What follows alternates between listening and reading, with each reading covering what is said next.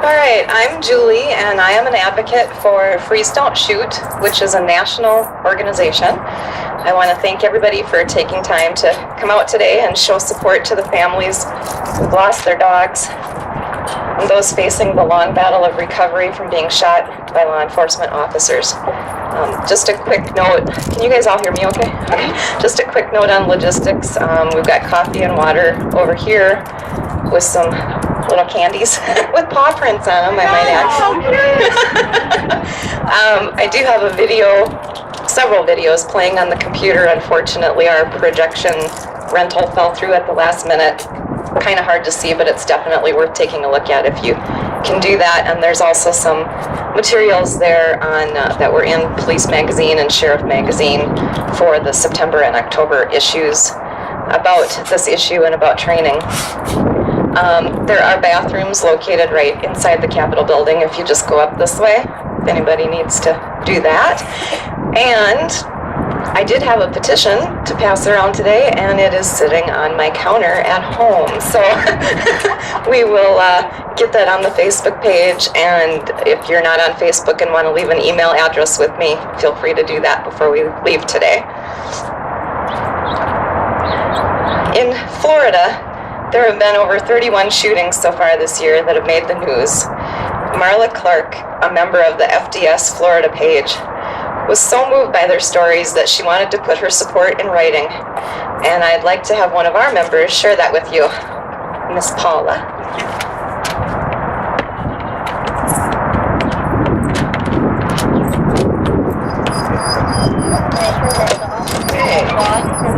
Morning. She titled this, "It's Just a Dog," written by Marla Clark.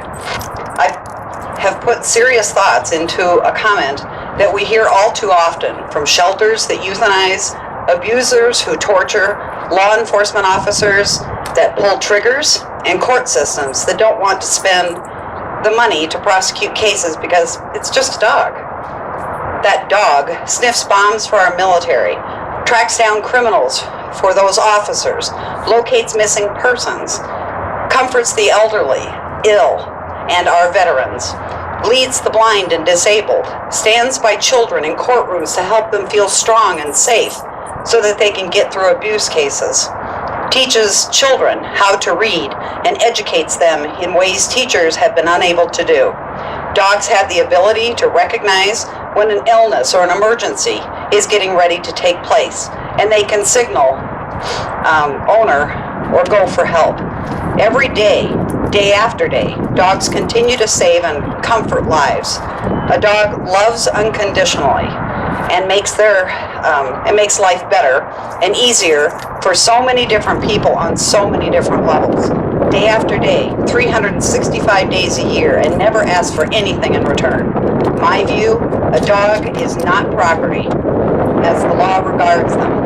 A dog is a living, breathing being and a lifesaver, a best friend, a partner, a fur child, and a companion. Too many times that dog becomes a victim of unjustified abuse, torture, and murder, and that dog was not just a dog. Thank you, Paula. That makes me cry every time I hear it. When the FDS founder, Donna Early, asked people to step up as admins for their state, I was oblivious to the severity of this problem. I told her I would watch over the Minnesota page, but I really didn't think we had a problem here, or that we would gain much of a following. Within 2 weeks of the Minnesota page going up, there were 3 dogs shot in Minnesota, 2 in St. Paul and 1 in Minneapolis. The latter was Tito, and I'm very honored to have Josh Liskowski, did I get that right? Here today to share Tito's story. Josh, would you come up, please?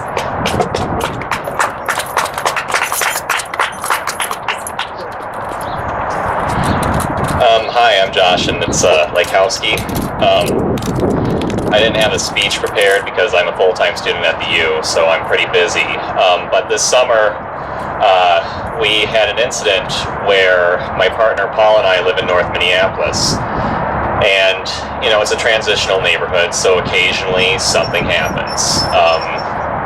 A car thief had decided to steal a vehicle somewhere near our neighborhood, and when the police were in pursuit, he decided to ditch the vehicle somewhere near our home. We have a fenced-in yard it's a wooded fenced-in yard, and he ran through the yard and broke open our gate. Unbeknownst to us, we let our two dogs out. They're both Italian Mastiffs, Tito and our younger one, Vita, and they immediately noticed the gate was open and headed straight for the alleyway. I immediately pursued after them. Right before I got into the alleyway, I was moments away, I heard a police officer yelling, "Stop, stop, stop," really loud, and then I heard another. If I had been there in 2 more seconds, I would have been able to gain control of the situation, and I would have shot.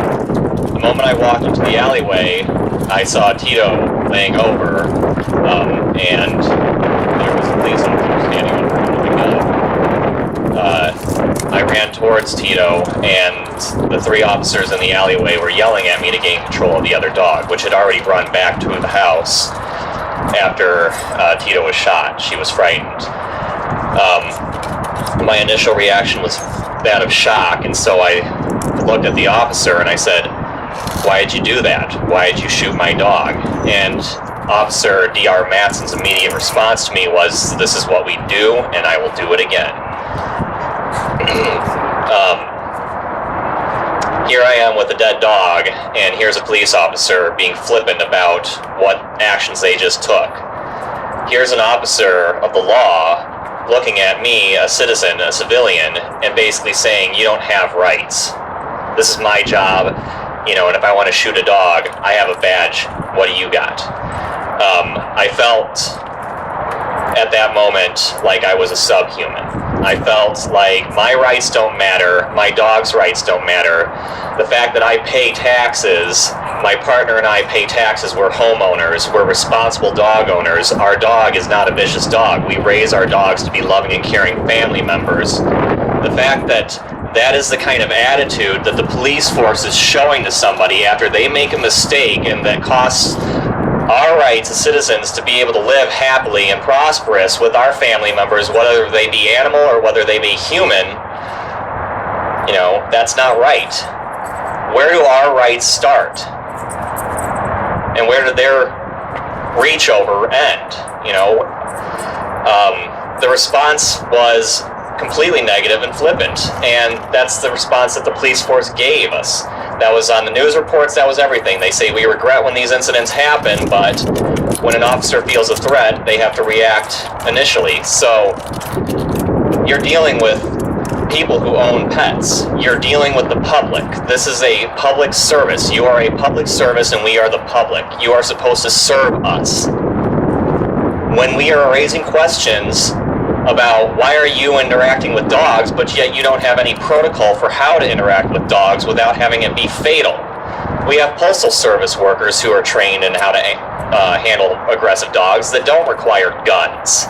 Their immediate action is to take a gun out and point it at the dog and shoot it, eliminate the threat. There's no other alternative. Well, the Humane Society, and I looked this up, offers these training courses for free. They've even approached the police with this, and the police tend to deny that. This is our taxpayer dollars at work. They have a free recourse to basically be trained in how to handle dogs without aggressive force, without eliminating our house pets. To them, it's just a dog, but to us, it's a family member. You know, we have rights, and we need to stand up and voice that. They can't trample all over it just because they're law enforcement. And that's really all I have to say, so.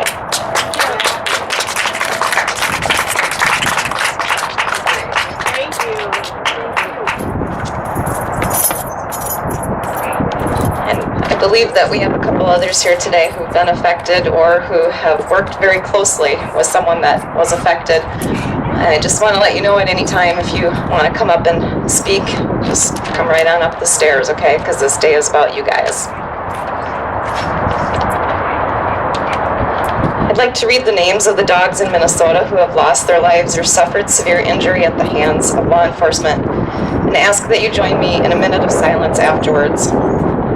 In 2014, we had Tito in Minneapolis and Lalo and Mello in St. Paul.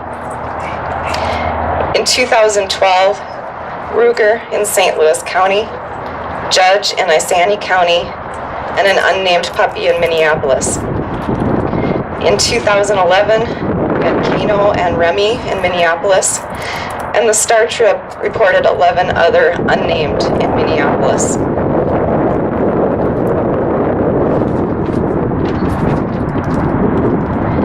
In 2010, we know of one unnamed in St. Paul, and in 2009, Obama in Minneapolis. I would also like to add the 500 plus this year that have been identified in other states, and the 3,387 whose stories have made Facebook or the media from 2009 to 2013. We'll have a moment of silence to honor them, please.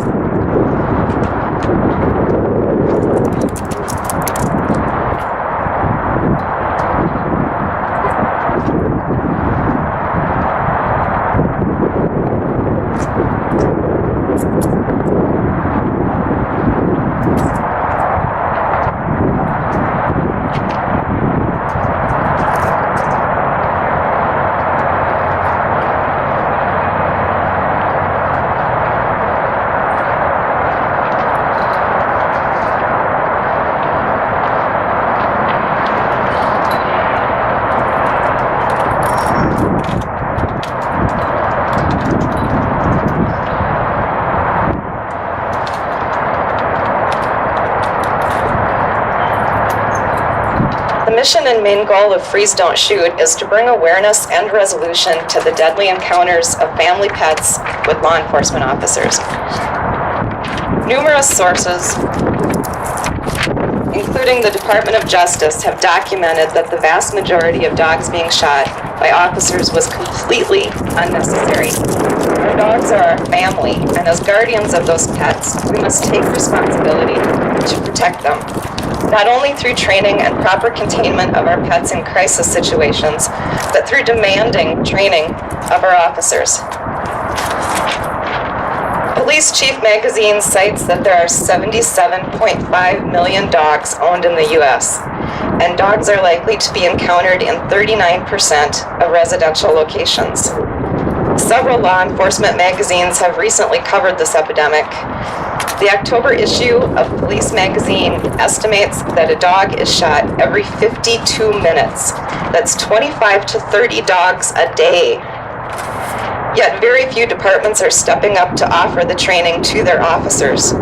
Training that is being offered for free or as little as $7 per officer. To further complicate the issue, budget cuts within departments has led to less firearm training, and shortage of officers has led to hiring candidates with little education and experience.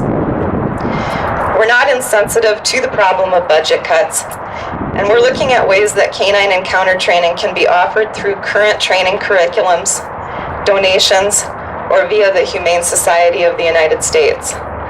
The cost of not offering this training is much, much greater. No one wins in these situations.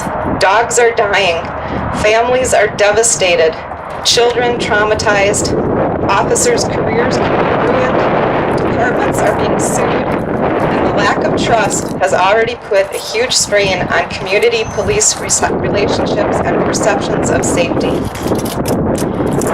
WCCO wrote an online article last night about our rally today, and Minneapolis Public Information Officer John Elder had this to say.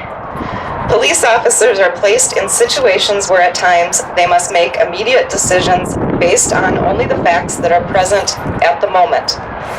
The officers are mandated to make the decision to preserve their own safety as well as the safety of others.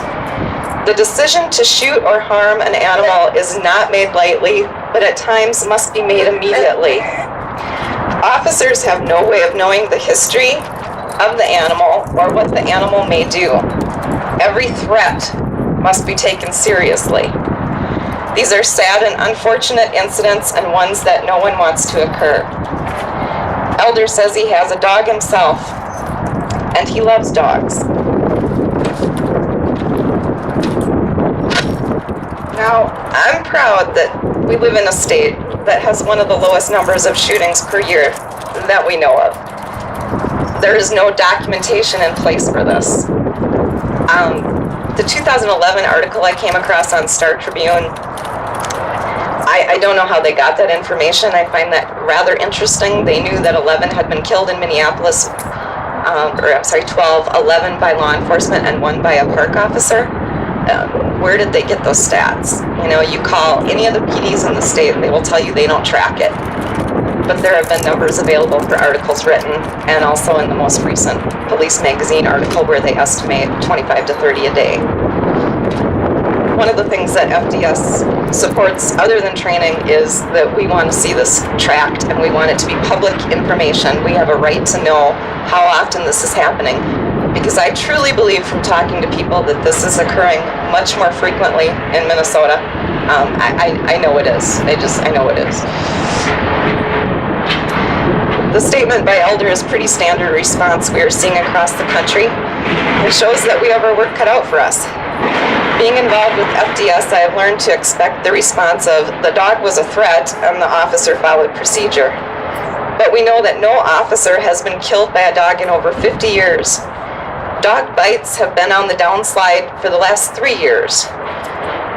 Some of the victims include a kitten, dogs trying to get away from the officer, dogs that are called to an officer to be shot, and dogs in their own homes and yards during wrong house warrants. What we want is prevention through training. Any of the departments saying that it's not an issue here and they just have to do what they have to do, that's not good enough. We need to get them to realize that they need to do something before this happens. To be heard and not have the statistics ignored. I'm extremely hopeful that Minnesota law enforcement will be open to talking with us as we go forward. I've been in contact with other organizations who support this training, who already have their foot in the door with law enforcement on other animal issues, and I will be meeting with them in the coming months. To get this to work and to make it happen sooner than later, we need everyone's support. Sharing your stories, telling your friends and family, posting signs at your local coffee house and libraries, signing the petition, following our Facebook page for updates. It's your voice that can make this happen. Our dogs, I'm sorry my voice keeps cracking, I'm very emotional about this. Our dogs are the epitome of innocence and purity. They love us on good days or bad days. They love us the first day they see us until the day they take their dying breath. Well, some of those breaths are coming way too soon for too many. Their lives are being sacrificed because of the unknown, the uneducated, and the confused. In today's world, just being a dog puts them at risk of being shot. If we do not stand when fear threatens purity, when doubt and assumptions lead to death, and a bullet ends the life of our loyal best friends, what does that say about us? It says that what we allow is what will continue. We have the choice to stand up, to lift our heads, and to raise our voices, to say we do not accept this. And that time is right now. So when I say, what time is it? I want to hear you say, the time is now. What time is it? Now. What time is it? Now. What time is it? Now. I want to thank everybody for being here today. I need to take a little break. And again, anyone here that wants to come up and speak, I strongly encourage it. Thank you.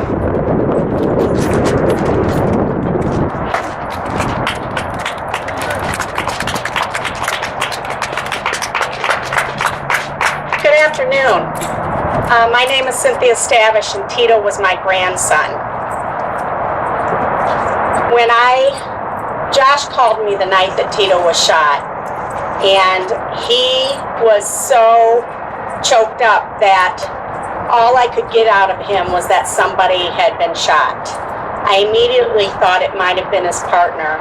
I never imagined that it would have been Tito.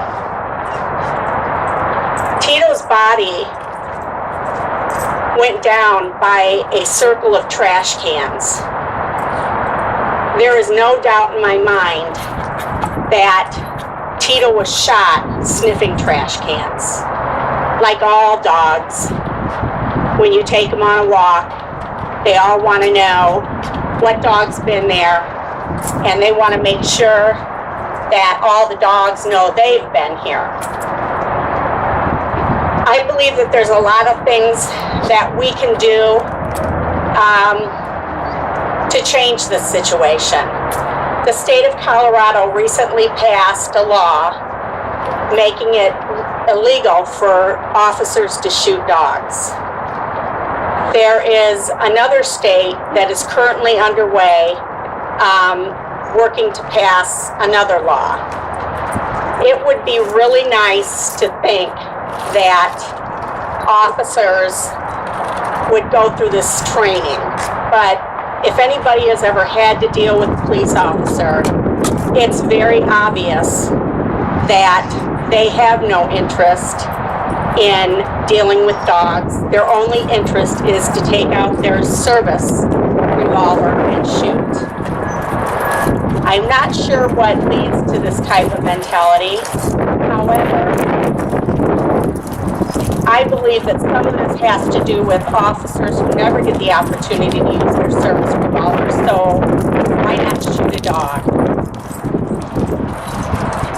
The night that Tito was shot, I immediately, I'm a trained researcher, so I immediately went to the internet and I was absolutely shocked with the numbers of dogs. It was like, by 4 o'clock in the morning, I had read so many stories about so many dogs in so many states that I was absolutely shocked. I immediately, after discovering all of this, went to Al Franken's website. And for anybody who has never been to a politician's website, you can oftentimes write a letter right there on their website. At the time, I wasn't sure if it would do any good. However, within a week and a half, I received a letter from Senator Franken, who had already passed my letter on to two legislatures, two lawmakers here in the state of Minnesota.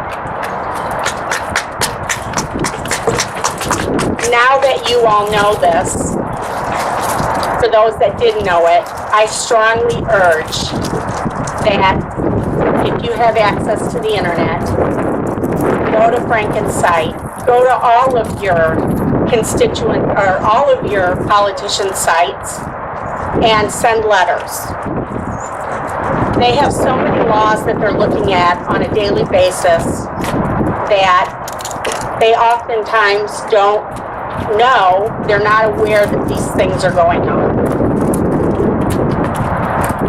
The other thing that I discovered was that Janae Harto, the chief of police in Minneapolis, and the new mayor wanted all Minneapolis police officers to be set up with GoPros. Those are body cams. If the mayor had gotten her way, all of the Minneapolis Police Department would be in GoPros. But Janae Harto threw a fit over it. The interesting thing is that Janae Harto's term in office as chief of police is up in December. I am clearly hoping that the mayor does not renew her chief status and that she gets someone in there who's going to work with her, because her goal is GoPros. So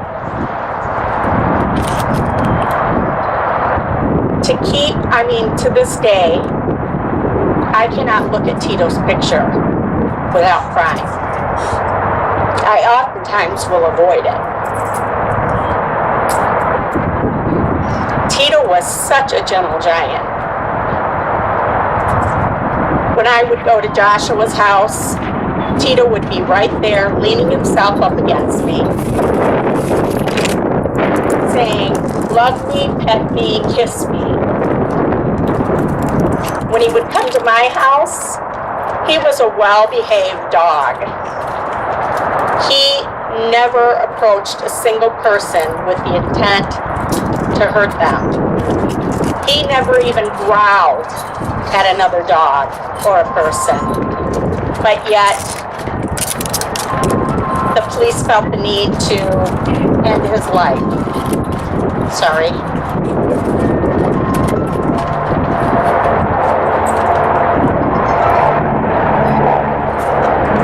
So, if I could stress anything at all today, is please send your senators and your congressmen letters.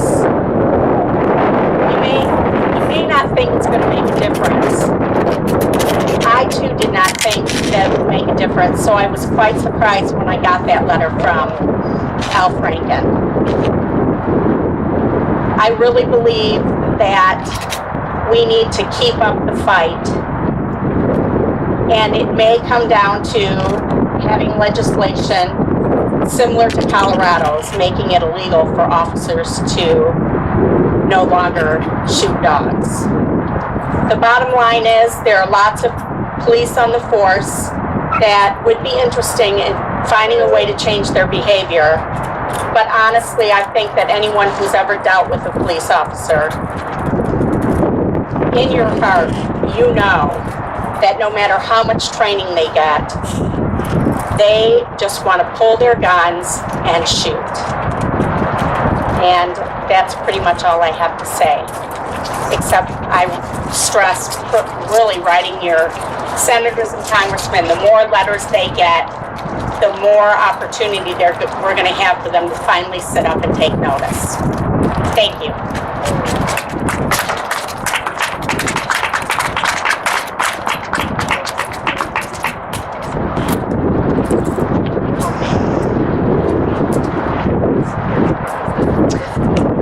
Of things I wanted to mention. I got to know Senator Kevin Dahl when I lived in Sibley County. They did redistricting. He's in a different district now, but he's still a state senator. I got to know him because my daughter was deployed to Iraq, and I worked for a city, and he would come in periodically, and he constantly kept in touch with me while my daughter was in Iraq and making sure she was okay. He actually even went to the official welcome home ceremony when she came home with the 34th Red Bulls. I called Senator Dahl's office about a week ago and asked if he would give me a call, that I had something I wanted him to look into. And as I spoke to him, he did call me back, by the way, at home within 48 hours. And we spoke, and he told me that he's actually on one of the committees that deals with animals, such as puppy mills and so forth, trying to get rid of them. That's another scourge we have in Minnesota, is we're known for our puppy mills.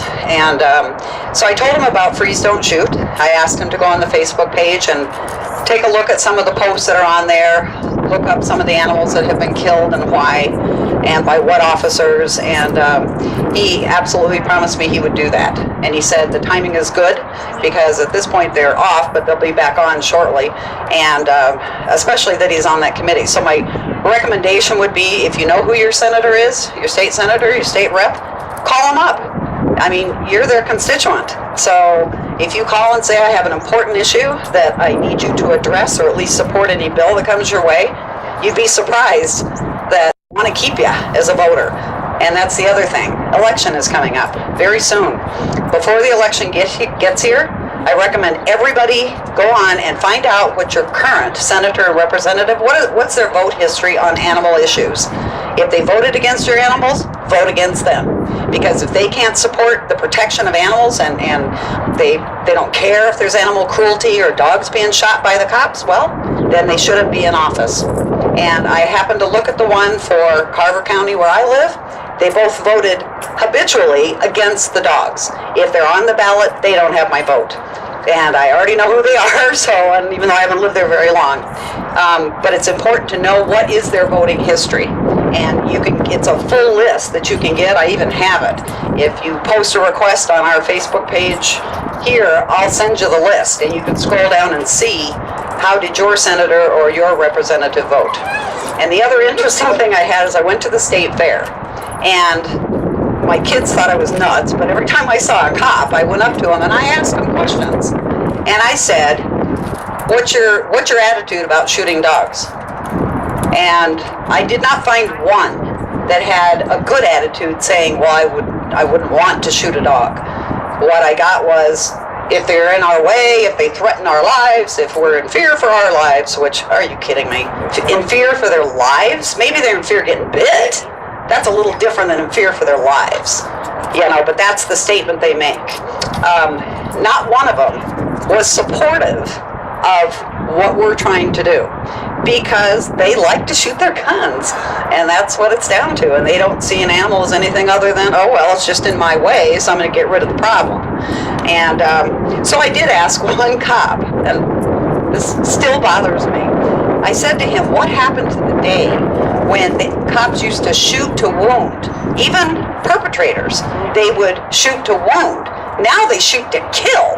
And it's not one shot, it's 5, 10, 15, 20 cops we had out on 212 in Carver County. The guy was a bad guy, I admit that, and he was in a high-speed chase, and he and the woman went speeding down 212, and each person, or each law enforcement folded him behind.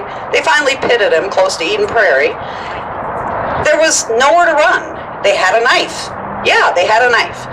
He got out of the car with the knife. He's surrounded by umpteen cops, and they unloaded their gun on him. So then the woman gets out of the car, and she picks up the knife, so they killed her too. She wasn't the one with the warrant, but she got killed because she picked up the knife. Of course, they found there was no wrongdoing, but I saw the videos. Maybe there was more to it. If there was, then publish it. Tell us what I didn't see. But I did see a whole bunch of cops that all unloaded their guns on 2 people. Was the guy a bad guy? Yeah, he was a bad guy. Did he deserve to die? No. But at the state fair, the cop said, we don't shoot to wound anymore. We're not that good of a shot. I went, what did you just say? He says, we're not that good of a shot. I said, so you just close your eyes and shoot everything that's in your gun hoping something's going to hit? I said, I thought you guys had to be trained to use your weapon. And that is what a Minneapolis, that's what said on his shoulder, Minneapolis cop said to me. We're not that good of a shot, so we unload our gun. So they do it to people, good people, bad people, but they're doing it to our dogs. And I'm just so fed up with it. It's got to stop, and I recommend everybody call your state senator, call your state representative, send them emails, tell them I'm your constituent. If you want my vote, you're going to vote positively for anything to do with protecting my animal. And I had recently a wrong door police encounter, of which I recorded part of it. The perpetrator they were after was behind it was a family court warrant, but he hadn't lived in my house for 3 years. We'd only been there a year. They beat on the door, they rang the doorbell, they kicked the door, they threatened to kick in the door. I have it on a recording. It's open the door, we're gonna kick it in now. And I was absolutely terrified. And my son went downstairs and got his gun. And he stood back in the living room and he said, if they breach that door, I'm gonna kill them. We didn't know it was the cops. Till the next week, they came back at 9:30 on a Saturday night. I reached around the corner and flipped on the light because I couldn't, the night they first did it, I couldn't see who was out there. I peeked out windows, I couldn't see. I saw no patrol cars. They were hiding, of course.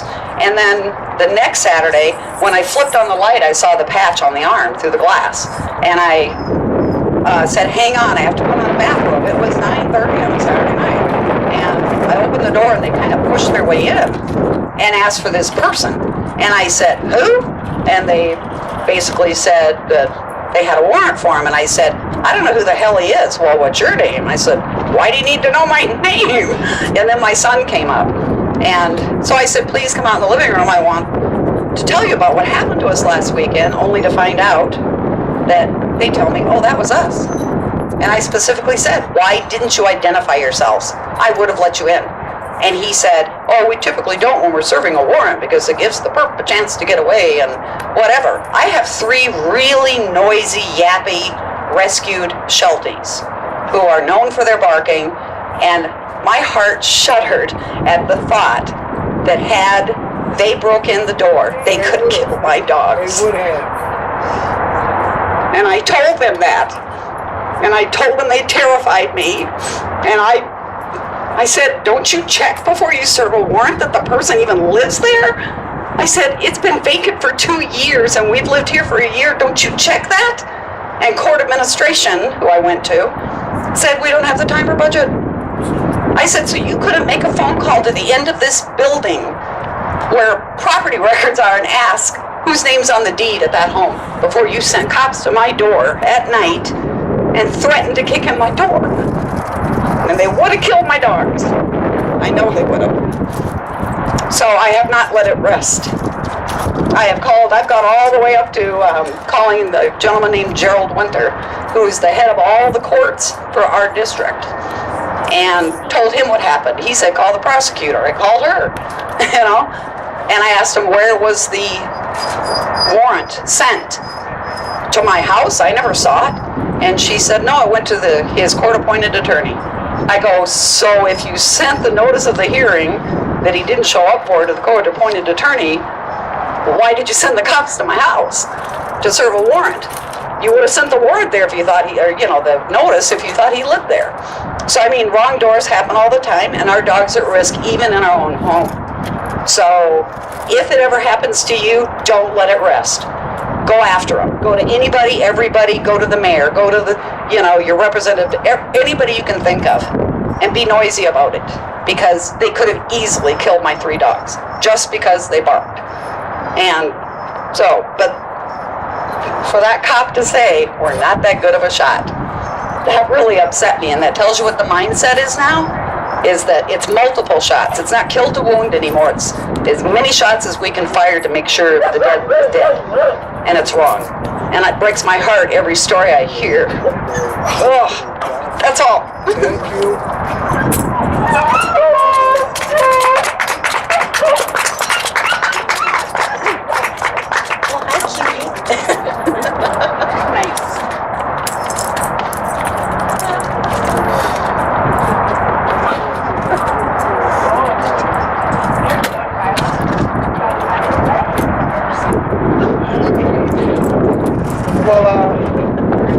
My name's Camille. This is my husband Larry, and actually, our two dogs that were shot. This is actually Mello's son. Mello's grandson. This is his grandson.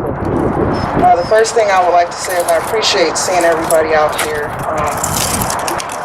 I was asked to speak today, and I was a little hesitant. I'm not good at public speaking, and furthermore, I'm a little emotional when I talk. But I don't know if you're familiar with our story. We were actually raided, and the SWAT team raided our home. And as soon as they entered our home, they shot both of our dogs. Laylo, the female, was about 12 or 13 years old, and Mello was 7. And they were actually sleeping by the front door when they entered. As they shot at our dogs, they actually started to retreat to where we were, crying and begging for help. Sometimes I cry. This experience has been very emotional for us because I have 2 small children. At the time, they were 7 and 4. And I was 8.5 months pregnant when it happened. And to just watch men that I always thought would protect my kids, that my kids look up to come in tactical gear and say they were afraid that they would be harmed by the dogs. I was completely appalled.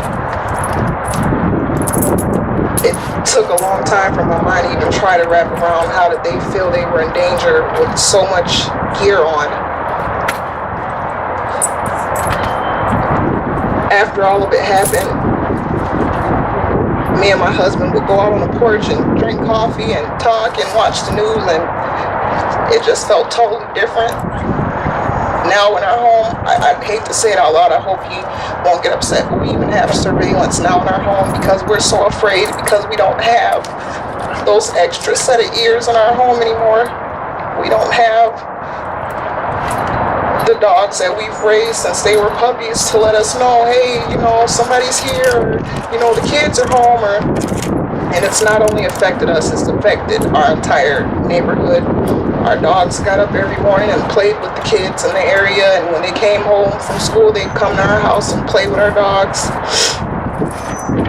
So it's not just us that it's affected everyone on our block. And initially, I was ashamed for the reason why my dogs were shot.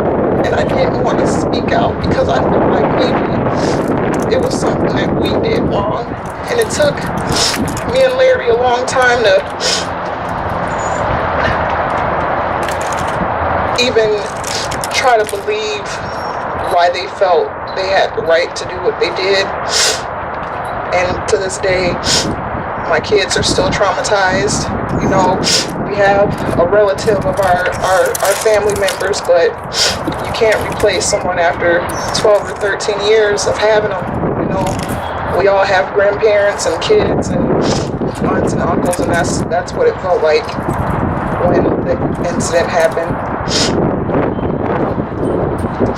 But all I can say is I'm happy I was invited. I'm happy to see I call it the new car syndrome, because when you buy a new car, you're so excited and you've never seen it before, and then you buy it and you see people with the same car all the time. And until this happened to us, I never thought about it. And I started seeing that this has happened to a lot of other people other than us.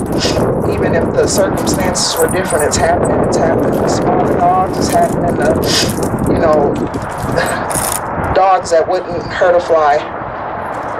And I just want to say thanks, and thanks for having us out here, and thanks for Andrew and Julian for encouraging us to come out here today. I really appreciate you guys speaking out for people like us.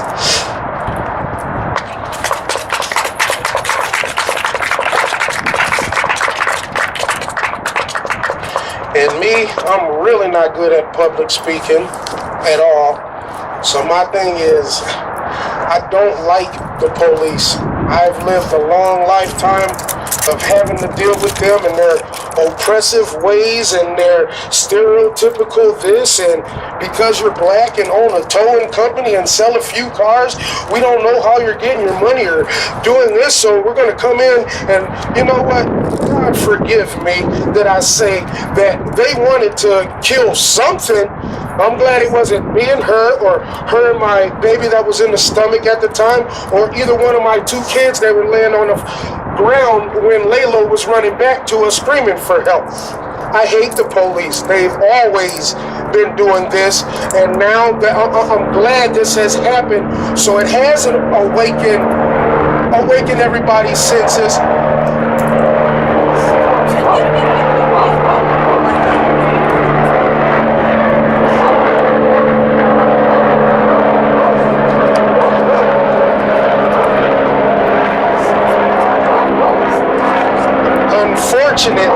Unfortunately, it does take like the death of the innocents to really spark the flame in us to really try to get something done about this. I wouldn't have came here on my own accord because I praise God that I have her. I'm not intelligent. I don't have the words so you guys can follow me. I mean, I know I look scary, but it's not that. It's not that way at all. You're more than welcome to come by Jackson and Maryland and come sit and have coffee with us one time and really see what they were up against. I don't know. I don't even know what to explain it. My thing I done is I hired the best lawyer you could get because I won't stand for this. Yeah, I won't stand for this. It was my decision to not jump up that day and charge at the police. I made that decision in 1 second because I knew I was going to die. I knew I was going to die. But I did want to jump up and save Mello and Laylo because they have never hurt a soul. These were two of the... I got him on video. Hundreds of hours of video. Thousands of pictures with my son riding him. It's unexplanatory. I got Mello at the park with a neighborhood full of kids. There had to be about 8 kids out there with my 7 puppies, and it was heavenly bliss. I hate the police. They don't do stuff right, and it's about time that we do something about it because this is not going to happen to me again. I can promise you that. Or the next time you see the news, I will be deceased, and that's how much I'm going to stand up for it. I'm not. That's it.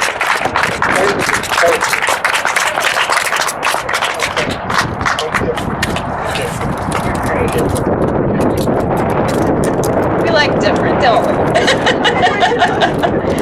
And that's something that Cynthia and I were just talking about. Until they're hit in the pocketbooks, Exactly. things are not going to change because they don't care. They see, there's such a line between how they see themselves and how they see us. And they don't feel like they have to listen to us, respect us, or come onto our side at all. Or apologize. They think they're above the law. That's exactly right. And I'm not denying that there are good officers. We certainly want to acknowledge that. There is. Yeah.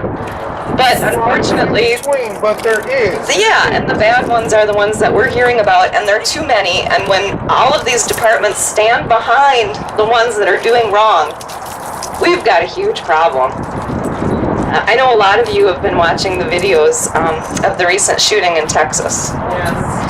And I don't know if you've gone on to the Facebook pages that they've created quick to make us all look like we're pretty stupid. That's the mentality, in the time that I've been with FDS, which isn't that long. We've had numerous cases where the police have built their own pages to victimize the victim. And they think that they can bully them people into just giving up and not doing anything about the situation. So part of what FDS does is immediately upon finding out about a story, we jump in, we throw the Facebook page together,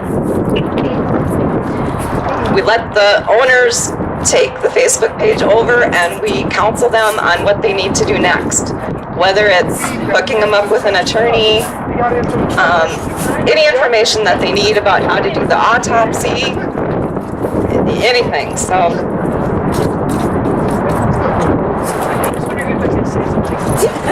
Come on up.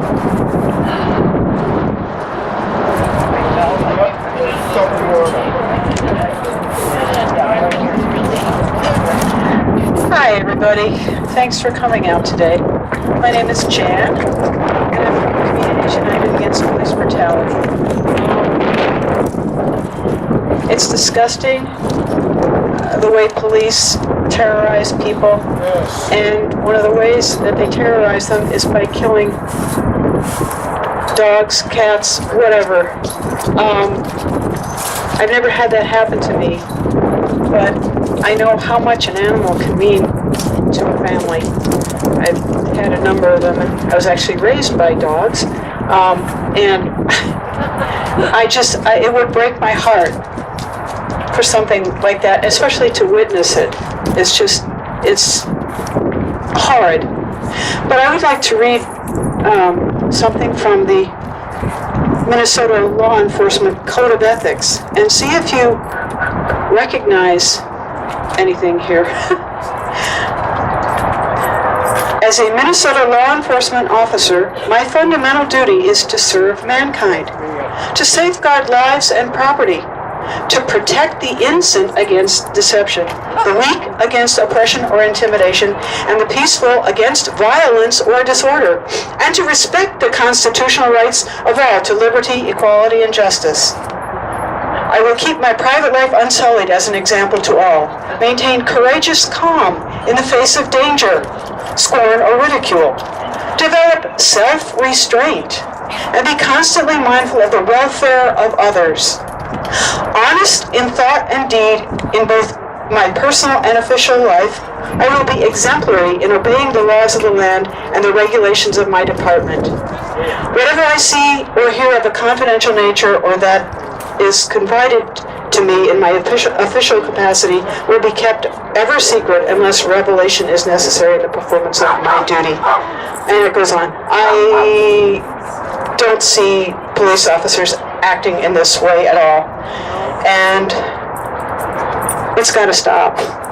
It has to stop. So keep on plugging, and we're gonna solve this problem, because it's time for them to take personal responsibility and to stop killing just for the fun of killing. I mean, when they kill animals, generally speaking, that's what they're doing. They're just, saying, I can do this, and I'm going to do it, and I'm going to get away with it, and I don't care who's watching. It's shocking and horrifying, and it's going to stop.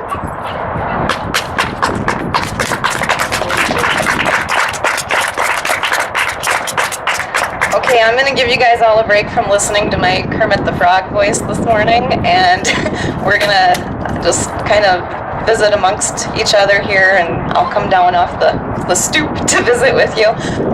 Before I do that, I just want to say that in the next 2-3 weeks, we're going to be launching an email campaign for everyone to participate in that will be addressing government, and Al Franken particularly, since he's been so willing to respond in the past.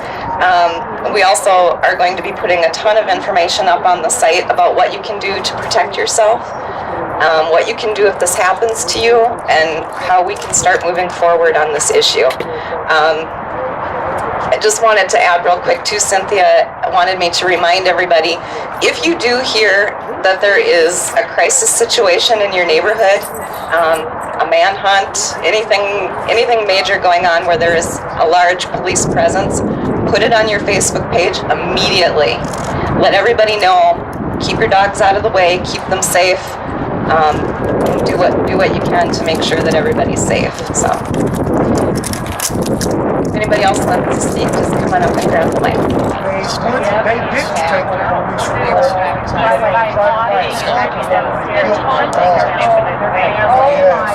It's moving, man. It's breakfast.